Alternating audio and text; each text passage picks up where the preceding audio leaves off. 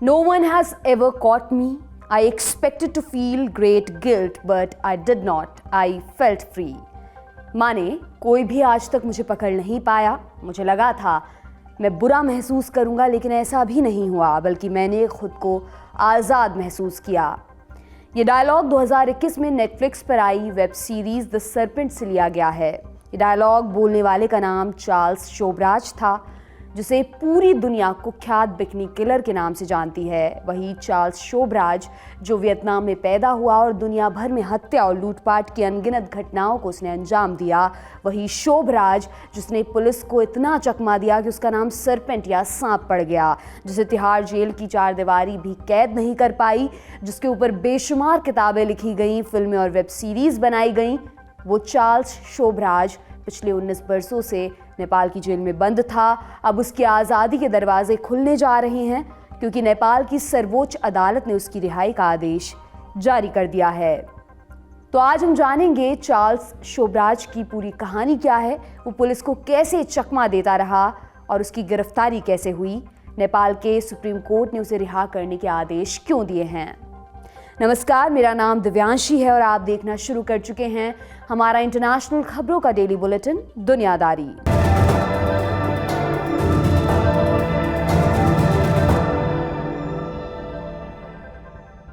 ये बात है साल 1944 की। उस वक्त वियतनाम पर फ्रांस का कब्जा था। साइगोन शहर में एक कपल रहता था, लड़का भारत का और लड़की वियतनामी।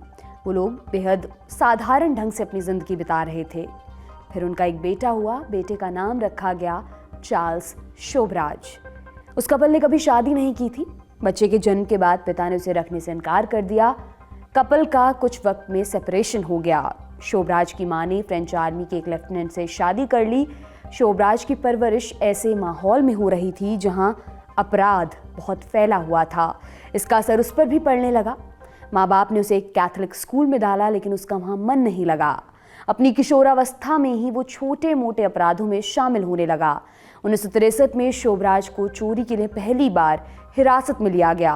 पेरिस के पास पॉसी जेल में उसने अपनी पहली सजा काटी। सजा काटने के बाद शोब्राज भारत आया अपने रिश्तेदारों के साथ रहने। भारत में उसका मन नहीं लगा तो बैग पैक कर फिर पेरिस चला गया। इस बार फ्रांस में उसकी मुलाकात अंडरवर्ल्ड के कुछ लोगों से हुई। वो उनके साथ घुलने मिलने लगा। अपराध की दुनिया में उसकी दिलचस्पी बढ़ने लगी। उसने अपराध करके बचने के तौर तरीके भी सीखे। इसके साथ ही उसकी मुलाकात पेरिस की एक महिला शांटाल से हुई। शोब्राज एक तरफ अंडरवर्ल्ड के लोगों के साथ घूमता और दूसरी तरफ शांटाल से मिला करता। वो शांटाल के साथ ज़्यादा वक्त बिताने लगा। दोनों को प्यार हुआ। शोब्राज ने जिस दिन शांटाल से शादी के लिए पूछा, उसी दिन उसकी गिरफ्तारी हो गई। उसे 8 महीने की जेल हुई। इन 8 महीनों के दौरान शांटाल उसके साथ बनी रही। इस बात से शोब्राज काफ़ी प्रभावित हुआ। उसने जेल से छूटते ही शांटाल से शादी रचा ली। शोब्राज पर इस समय तक कई और चार्जेस के तहत केस चल रहे थे। 1970 में उसकी पत्नी गर्भवती हो गई। गिरफ्तारी से बचने के लिए उन्होंने फ्रांस को टाटा बाय बाय कर दिया। फर्जी दस्तावेजों के साथ दोनों पूर्वी यूरोप की यात्रा पर निकल पड़े। रास्ते में शोब्राज कई टूरिस्ट से मिला और उनसे दोस्ती के बहाने लूटपाट की। ये पहली बार था जब वो विदेशियों से लूटपाट कर रहा था। इन घटनाओं को अंजाम देते हुए उसने लूटपाट का एक यूनिक तरीका खोज निकाला जो जिंदगी भर उसके काम आया। तरीका ये था कि वो ड्रग्स लेने वाले फ्रेंच और अंग्रेजी भाषी पर्यटकों से दोस्ती गांठता।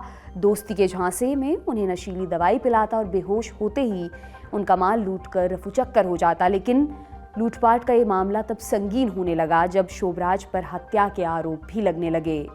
यूरोप का चक्कर काटकर वो अपनी पत्नी के साथ मुंबई आया। वहाँ उनकी बेटी उषा का जन्म हुआ। कहा जाता है इसी के बाद से शोब्राज के असल आपराधिक जीवन की शुरुआत हुई। शोब्राज की छोटी मोटी चोरियां मुंबई में जारी थीं, लेकिन उसे लगता था वो किसी बड़े काम के लिए बना है। 1973 में उसने बड़ा हाथ आजमाने की कोशिश की। मुंबई के होटल अशोका में एक ज्वेलरी शॉप थी। शोब्राज की नज़र कई दिनों से उस पर अटकी हुई थी। वहाँ उसने खेल रचाया और अपने आप को नेपाल का प्रिंस बताकर दुकान के मालिक के साथ गहने देखने चला गया। उसने मालिक को नशीली दवाई देकर बेहोश कर दिया और वहाँ से भाग निकला। जब दुकान के कर्मचारी वहाँ पहुँचे तो उन्हें एक पासपोर्ट पड़ा मिला। उसमें शोब्राज का नाम लिखा हुआ था। पुलिस बुलाई गई। पुलिस ने फौरन एयरपोर्ट में फ़ोन लगाया और कहा कि इस नाम का कोई नागरिक आए तो तुरंत उसे गिरफ्तार करो। ऐसा ही हुआ भी। उसे एयरपोर्ट से गिरफ्तार कर लिया गया। इस केस में शोभराज को जेल हुई। उस वक्त उसने अपने पिता से मदद की गुहार लगाई, बेल के लिए पैसे उधार लिए और अपनी रिहाई करवाई। रिहाई के बाद दोनों पति पत्नी काबुल और फिर ईरान आए। वहां भी दोनों ने टूरिस्टों के साथ लूटपाट की। मुंबई आने के 2 साल बाद शोभराज के पास 10 देशों के फर्जी पासपोर्ट आ चुके थे। उसने यूरोप और मिडिल ईस्ट के कई देशों में भी क्राइम करना जारी रखा। इस यात्रा के दौरान जब शोभराज इस्तांबुल गया तो वहां उसकी मुलाकात अपने सौतेले भाई आंद्रे से हुई। उसने शोभराज को ज्वाइन कर लिया। शोभराज और आंद्रे अपराध में पार्टनर बन गए।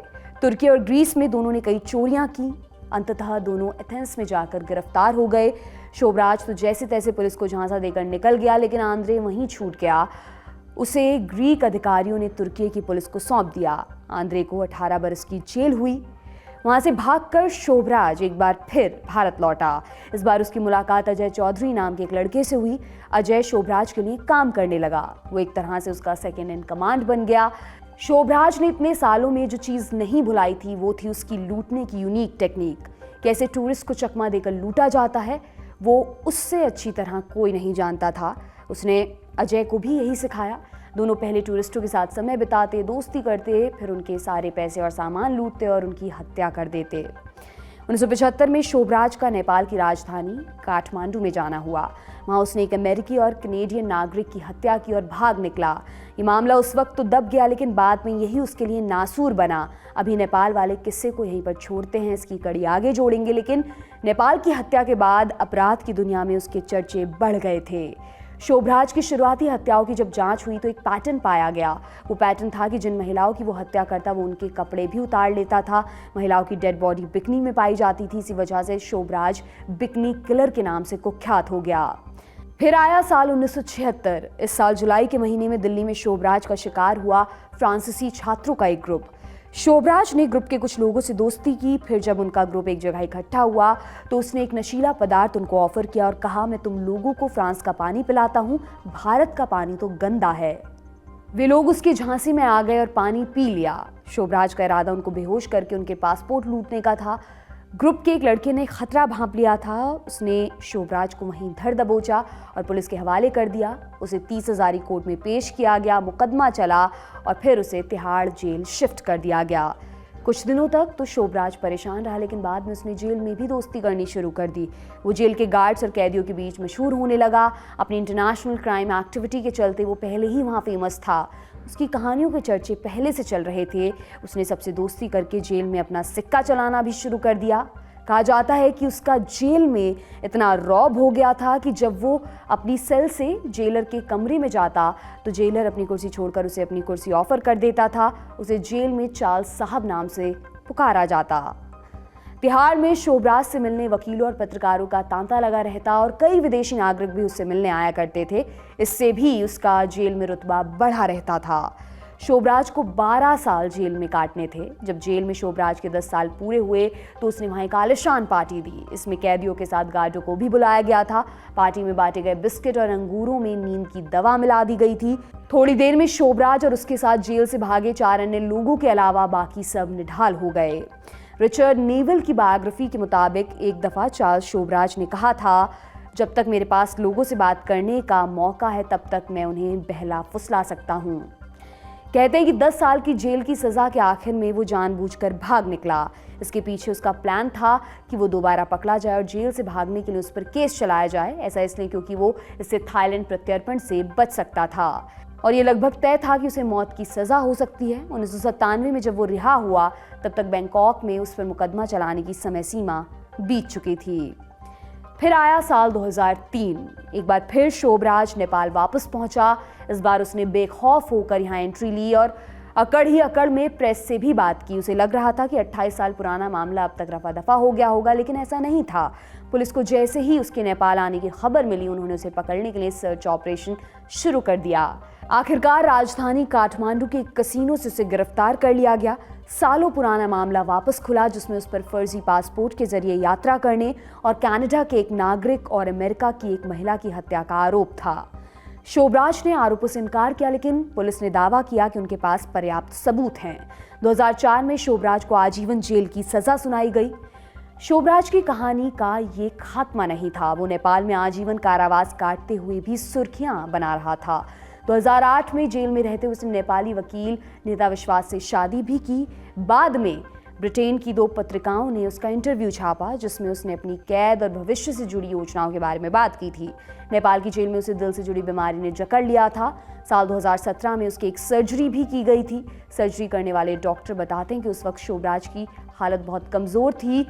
उसके पैरों में काफ़ी सूजन थी, वो ढंग से नहीं चल पाता था। वो अपने जूतों को भी चप्पल की तरह ऊपर से पहनता था। सर्जरी के बाद से वो शांत रहने लगा। नेपाल सेंट्रल जेल के जेलर बताते हैं कि उसका आचरण पहले से बेहतर हो गया है। वो अनुशासन से जेल में रहता है। नेपाल जेल से रिहाई के लिए शोभराज ने कई बार याचिका दायर करवाई थी। उसका तर्क था कि जेल के नियमों के अनुसार 70 साल से ज़्यादा उम्र के नेपाली कैदियों को उनके अच्छे आचरण के आधार पर रिहा किया जा सकता है। इस प्रावधान को नेपाली नागरिकों के साथ साथ विदेशी नागरिकों के मामले में भी लागू किया जाना चाहिए। शोभराज की ये ख्वाहिश अब पूरी होती हुई दिखाई दे रही है, क्योंकि नेपाल के सुप्रीम कोर्ट ने उसकी रिहाई के आदेश दिए हैं।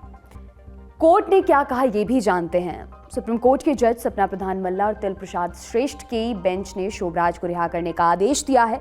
कोर्ट ने फैसला सुनाते हुए कहा, एक 78 वर्षीय को लगातार जेल में रखना उनके मानवाधिकारों के अनुरूप नहीं है। अगर उन्हें जेल में रखने के लिए कोई दूसरा मामला लंबित नहीं है तो ये अदालत आज ही उनकी रिहाई का आदेश देती है। सुप्रीम कोर्ट के प्रवक्ता विमल पौडेल ने बताया कि शोभराज द्वारा जेल से रिहा होने के लिए याचिका दायर की गई थी। चूंकि वह निर्धारित अवधि से ज़्यादा समय तक जेल में बंद था, तो उसी आधार पर जेल से रिहा करने का आदेश दिया गया है। इसके साथ ही नेपाल की सर्वोच्च अदालत ने रिहाई के 15 दिनों के अंदर उसे फ्रांस भेजने का आदेश भी दिया है। 22 दिसंबर को इस मामले में एक और अपडेट आई। नेपाल के जेल अधिकारियों ने सुप्रीम कोर्ट का फैसला मानने से मना कर दिया है। उन्होंने कहा कि वे शोभराज को रिहा नहीं करेंगे।